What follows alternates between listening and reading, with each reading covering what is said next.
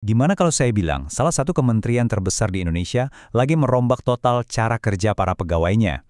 Dan ini bukan cuma wacana loh, tapi gebrakan nyata yang bisa jadi cetak biru buat masa depan kerja di seluruh sektor pemerintahan. Jadi pertanyaan besarnya, apa benar era kerja kantoran dari jam 9 pagi sampai 5 sore itu udah mau lewat? Nah, pertanyaan ini sekarang jadi pembahasan serius banget di tingkat pemerintah, dan jawabannya mungkin bakal bikin Anda kaget. Dan ini dia nih, landasan dari semua perubahan yang bakal kita bahas. Ini adalah surat edaran resmi dari Kementerian Pertanian. Yup, dokumen inilah yang jadi penggerak eksperimen besar dalam birokrasi di Indonesia. Oke, kita mulai dari perubahan paling dasarnya dulu ya, yaitu pengenalan model kerja hibrida baru yang jadi penanda pergeseran besar dalam cara pemerintah memandang produktivitas dan, yang penting, fleksibilitas. Coba bayangin deh, para aparatur sipil negara atau ASN di Kementerian Pertanian sekarang resmi punya fleksibilitas buat ngegabungin kerja di kantor sama enaknya kerja dari rumah. Ini tuh sebuah langkah maju yang signifikan banget. Bukan cuma soal pindah lokasi kerja, tapi ini soal kepercayaan dan modernisasi. Tentu aja ya, perubahan sebesar ini kan nggak mungkin terjadi tiba-tiba. Pasti ada dorongan strategis yang kuat banget di baliknya. Nah, sekarang kita bakal kupas tuntas. Kenapa sih ini terjadi sekarang? Tujuan utamanya ternyata untuk menciptakan layanan publik yang jauh lebih modern. Coba deh, perhatiin kata-kata kuncinya di sini.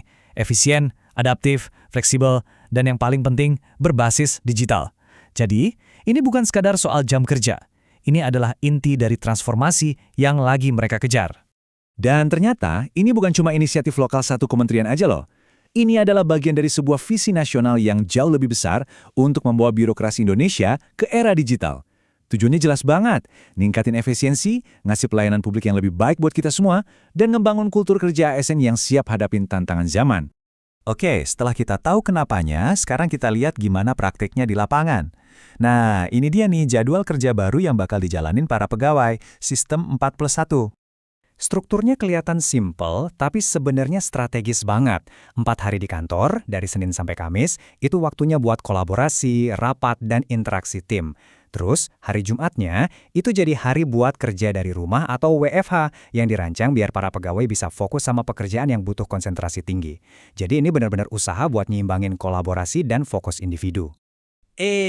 Tapi jangan salah, kerja dari rumah bukan berarti bebas tugas ya.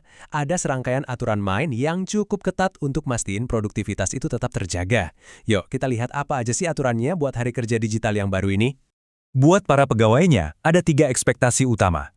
Mereka harus selalu bisa dihubungi dan responsif selama jam kerja. Dan yang paling penting, disiplin absen secara digital lewat aplikasi resmi. Intinya satu, akuntabilitas itu jadi kunci utama supaya sistem ini bisa sukses. Nah, kalau dari sisi manajernya, tugas mereka adalah menjaga ritme kerja tim. Ada briefing pagi dan pengecekan sore lewat video. Dan ini bukan cuma formalitas loh, tapi dirancang biar semua orang tetap sejalan dan target kerja itu tercapai, meskipun nggak lagi ada di satu ruangan yang sama. Jadi, apa nih dampak jangka panjang dari kebijakan ini? Mari kita lihat gimana pemerintah bakal ngukur keberhasilannya dan apa artinya ini semua buat masa depan tata kelola pemerintahan di Indonesia. Pemerintah kelihatannya nggak main-main dengan kebijakan ini. Bakal ada evaluasi formal setiap 2 bulan sekali buat mengukur dampaknya.